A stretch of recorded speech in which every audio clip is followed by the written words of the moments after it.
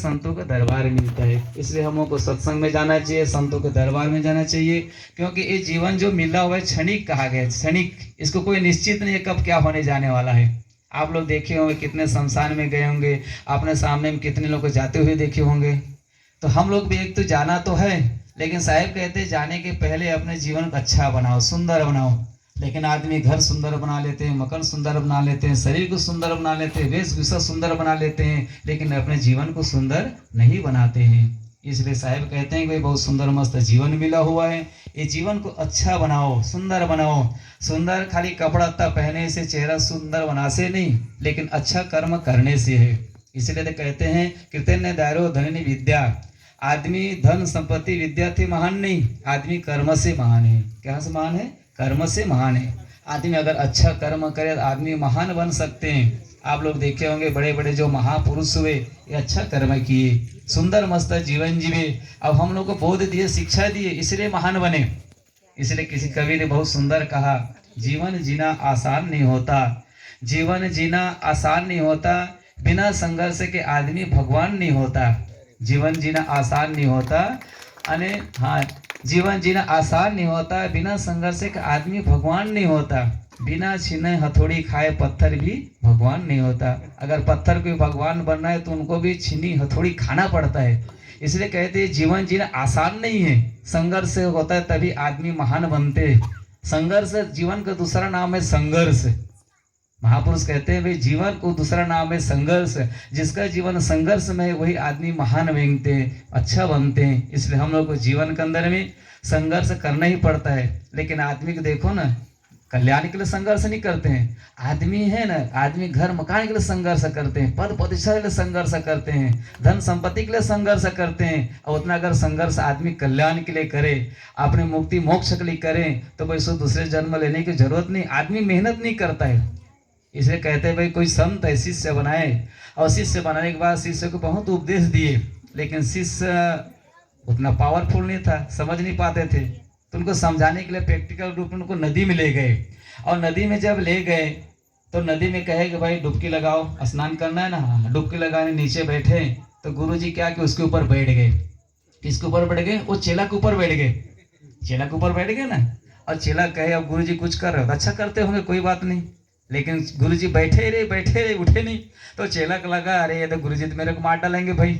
इतना ताकत लगा, इतना जोर लगाया कि इतना मतलब ताकत से निकला पानी से बाहर। तो गुरुजी समझो 5-10 फुट दूर फेंका गए, वो दूर फेंका गए और आंख लाल हो गए। तो कहे भाई क्या बात है भाई, इतना आप क्रोध में आ गए? अरे क्रोध करना पड़ेगा, क्यों नहीं करना पड़ेगा? क्योंकि आप ऊपर बैठ गए, उठने का नाम नहीं लेते हैं। अब मैं समझ रहा था कि आप कुछ अच्छा काम करते होंगे भाई, आप तो मारना चाहते थे मेरे को।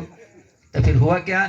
तो फिर कहे कि जब मेरे को मौत को डर लगा, मैं समझा मार ही डालेगा, तो भाई इतना ताकत लगाया कि आपको उछाल कर फेंका, बाहर निकल गया। तो बच गया ना? हाँ बच गया। तो गुरुजी कहे कि बेटा अगर आप दूसरे से इस मजरे मौत से बचने के लिए ताकत लगाए, अगर आज कल्याण के मार्ग में, साधना के मार्ग में भी इसी प्रकार से अगर मेहनत करते, साधना करते, तो आपका कल्याण हो सकता है ना। कुछ मिला? तो कहे साहिब जी मेरे को सॉरी, भूल हो गई मेरी। तो कहे कि भाई आपको मारने का उद्देश्य नहीं रहा मेरे उद्देश्य मारने का नहीं रहा, आपको कुछ शिक्षा देने का रहा। इसी प्रकार से हम लोग भी मेहनत नहीं करते, आदमी मेहनत करते हैं तो आगे बढ़ते हैं। इसलिए आगे बढ़ने के लिए प्रगति विकास करनी है। कोई भी क्षेत्र हो, चाहे व्यवहारिक क्षेत्र हो, पारिवारिक क्षेत्र हो, आध्यात्मिक क्षेत्र हो, कोई भी क्षेत्र हो, मेहनत मांगता है। इसलिए हम लोग को मेहनत करना पड़ता है। तो मेहनत है, मेहनत का फल मीठा, आप लोग जानती हैं, मेहनत का फल मीठा मिलता है। इसी प्रकार से आदमी जीवन के अंदर में भी अगर अपना कल्याण करना चाहते हैं, मोक्ष गति की प्राप्ति करना चाहते हैं, उसको मेहनत करना पड़ेगा, साधना में जीवन जीना पड़ता है। इसलिए सदगुरु कबीर साहिब जी कहते हैं कि प्रेम में ही स्वर्ग है, अनासक्ता में मोक्ष। प्रेम में स्वर्ग है और अनासक्ता में मोक्ष है। प्रेम ही स्वर्ग का रूप है कहा जाता है। प्रेम लिया नहीं जाता है, प्रेम दिया जाता है। तो प्रेम ही स्वर्ग है और अनासक्ता में मोक्ष। मोक्ष का प्राप्ति करना है तो हम लोग अनासक्त होना, किसी प्रकार कोई आसक्ति नहीं, किसी प्रकार कोई वासना नहीं। ये अंतिम बात कहते हैं कि साहब आपको जाना है और संसार से मुक्त होना है, बंधन में से मुक्त होना है, तो अनासक्त रहो। अनासक्त मतलब है किसी में आसक्ति ना हो, किसी में लगाव ना हो, किसी में चिपकाव ना हो। कबीर साहिब जी को किसी ने कोई प्रश्न पूछा होगा, कहे कि साहब दुख की उत्पत्ति स्थान कहाँ है? कितने आप देखे होंगे नदी की उत्पत्ति स्थान है, गंगा कहाँ निकलती है तो बता देंगे, कहाँ से आए तो वहाँ भी बता देंगे, हर जगह उसकी उत्पत्ति स्थान है। तो साहिब जी कहते हैं, साहिब जी से पूछा गया कि भाई दुख की स्थान का है उत्पत्ति, दुख कहाँ से आता है? तो साहिब जी कहे दुख का स्थान आसक्ति, आसक्ति में से आकर्षण, आकर्षण में से आसक्ति, और आसक्ति में से वासना बनता है, और वासना में से ही जीवन बिगड़ता है और जन्म मरण में बार बार जाता है। इसलिए साहिब कहते हैं आकर्षण को दूर करो और आसक्ति को दूर करो, आसक्ति आकर्षण को दूर करेंगे तभी हमारा जीवन कल्याण होगा और मुक्त हो सकते हैं। लेकिन आदमी क्या है, जब सत्संग में बैठा है तो उनको लगता है कि भाई वास्तव में संसार ये पूरा ठीक नहीं है। सब सुनते हैं संत महात्मा की बात तो लगता है कि भाई संसार वास्तव में, भाई संत महात्मा कहते हैं अच्छी बात है, छोड़ देना चाहिए, ये सब दुख सागर है। लेकिन आदमी सत्संग से बाहर निकल जाते तो लगता है नहीं, ये सब हम लोग करते वही अच्छा है। आदमी के जीवन में सब ऐसे होता ही रहता है। इसलिए साहिब जी कहते हैं जीवन आपको अच्छा मिला हुआ है, ये बार बार मिलने वाला भी नहीं है, और मिला है उसका सदुपयोग करो, उसका दुरुपयोग मत करो। और सदुपयोग करेंगे, और सदुपयोग करना क्या है, यही सत्संग भजन में साधना में जीवन जीना, यही सत्संग है। बाकी भाई आदमी मौत से कोई बचने वाला नहीं है। आप लोग देखते हुए चाहे राजा हो, चाहे रंग हो, चाहे गरीब हो, अमीर हो, धनवान हो, डॉक्टर हो, मिनिस्टर हो, आदमी डॉक्टर लोग को देखो ना कितनों मरीज को बचा देते हैं, लेकिन आदमी अंतिम उनको भी जाना पड़ता है। इसलिए साहिब कहते हैं मौत, ये मौत सबके पास में है और मौत को बार बार देखना भी चाहिए। एक आदमी जब भोजनालय में रखे थे तो भोजन करने गए, अब भोजन में ये व्यवस्था रखे थे कि जहाँ भोजन करने बैठते थे ना तो ऊपर कुछ चक्कर लगाया था, चक्कर, और चक्कर लगाया था तो चक्कर है तो घूमता था।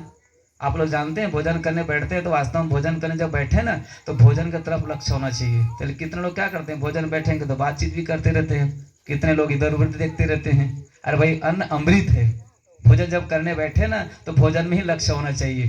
तो भाई इधर उधर नजर करने लगे तो ऊपर जब देखे तो कुछ चक्कर घूम रहा था। उनके मन में हुआ कि भाई ये पता नहीं चक्कर कब टूट जाएगा तो मेरे ऊपर गिरेगा तो कब मर जाऊंगा मैं, मौत होगा। भोजन भी करते गए, चक्कर भी देखते रहे, भोजन भी करते रहे, चक्कर भी देखते रहे, नजर वही रहा। जब भोजन करके बाहर निकले, पेट तो भर गया, भोजन करके जब बाहर निकले तब मैनेजर ने कहा कि भाई भोजन ही किया? हाँ तो भोजन तो किया मैं, पेट भर। स्वाद कैसे लगा? स्वाद तो पता नहीं चला। तो क्या स्वाद का पता नहीं चला? अरे भोजन क्यों स्वाद का पता नहीं चला, ये कैसे हो सकता है? तो कहे कि नहीं भोजन तो किया, पेट भर खाया, लेकिन स्वाद का पता नहीं चला। तो क्या कारण क्या है भाई स्वाद का पता नहीं चला? तो कहे को पता नहीं, ऊपर चक्कर कुछ चल रहा था ना, नजर ऊपर गया तो भाई मेरा लगा कि वो चक्कर कब टूट जाएगा तो मेरे ऊपर गिरेगा, और गिर जाएगा तो चोट आ जाएगी या तो फिर मौत हो जाएगा। बस भोजन करते रहा, चक्कर देखते रहा, भोजन करते रहा, चक्कर देखते रहा, स्वाद का पता नहीं चला, पेट भर तो खा लिया कि स्वाद पता नहीं चला। और संसार की भी यही हालत है भाई, संसार का यही हालत है। चक्कर मतलब मौत है नहीं, मौत को आप देखते रहिए हमेशा। संत महात्मा कहते हैं सुबह शाम मौत को भी देखते रहिए, वो चक्कर है कि नहीं, जन्म मरण में चक्कर है। और चक्कर देखा तो संसार का स्वाद बिल्कुल पता चलने वाला नहीं है। ये संसार क्या चीज है पता चलने वाले, संसार का स्वाद आने वाला नहीं है। इसलिए महापुरुष कहते हैं कि भाई हमेशा आप लोगों को मौत को देखना चाहिए, लेकिन हम तो मौत को देख नहीं पाते हैं, संसार में रहते हैं, संसारिक जीवन हम लोग जीते रहते हैं। इसलिए मस्त महात्मा कहते हैं कि भाई